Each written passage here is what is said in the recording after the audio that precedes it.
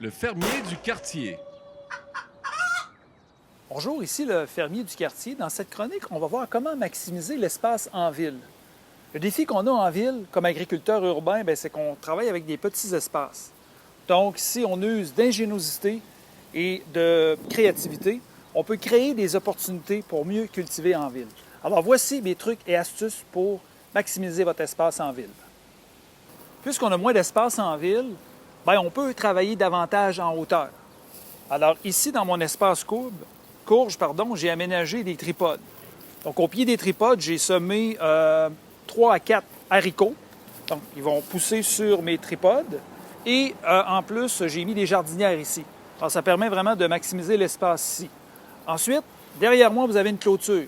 Une clôture, pour moi, c'est une opportunité encore là pour cultiver des légumineuses.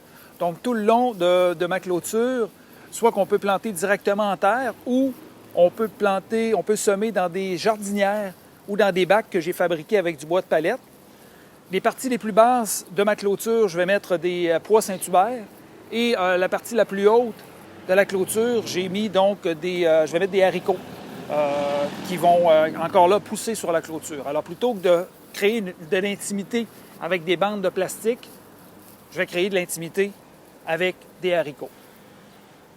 Comme agriculteur urbain, il faut faire des compromis et il faut laisser quand même un espace pour les enfants dans la cour, c'est important. Même si j'ai un plan éventuellement pour cultiver lorsqu'on n'aura plus la balançoire, en attendant, on peut envahir tranquillement l'espace des enfants. Donc ici, sur la balançoire, ce que j'ai fait, j'ai mis une jardinière avec un équerre ici, donc je peux suspendre encore là une jardinière pour utiliser la hauteur. Et j'ai mis un grillage ici pour faire pousser des pois. Vous avez 2 jardinières ici qui sont suspendues pour faire pousser des pois. Naturellement, les enfants ont grandi grâce à nos bons légumes et on a dû acheter une nouvelle table pour le patio. Alors, l'ancienne table ici est récupérée. C'est ici que je fais la culture des cerises de terre, parce que souvent, les cerises de terre vont tomber. Plutôt que de tomber sur le sol, elles tombent sur la table. Donc, c'est plus facile de les récupérer ainsi. Si vous avez un carré de sable que les enfants n'utilisent plus, alors vous pouvez l'utiliser comme carré de potager. En fait, il ne faut juste pas oublier de percer des trous pour faire évacuer l'eau.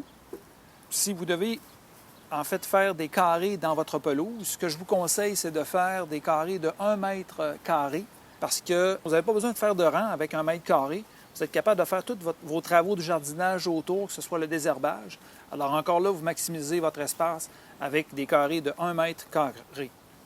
Si vous avez des toitures accessibles, c'est le cas dans mon cas, le poulailler, ce que je fais, c'est que dans des jardinières, je vais mettre mes poivrons et mes piments qui demandent beaucoup de chaleur. Donc, les toitures, c'est des îlots de chaleur intéressants. Donc, si c'est accessible pour aller arroser, vous êtes capable d'arroser vos plants. Alors, utilisez aussi des toitures qui sont accessibles. Le bac de jardinage ici que j'ai construit en bois de palette, c'est aussi intéressant en ville. On peut les utiliser dans la cour asphaltée ou dans la cour arrière. Moi, je l'utilise près de la maison. Alors, c'est facile pour ma conjointe si elle a besoin de venir chercher les fines herbes. C'est des choses qu'on vient chercher souvent. Aussi, la salade, c'est facilement accessible. Donc, c'est quand même intéressant aussi comme option. Et derrière moi, on utilise toujours la hauteur. Donc, j'ai des fils ici, des câbles que j'ai récupérés. Et c'est encore là des haricots qui vont pousser.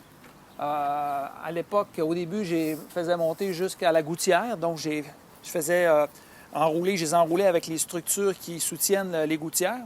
Et maintenant, je me suis mis un fil avec des œillets. Donc, ça va être plus facile à récupérer.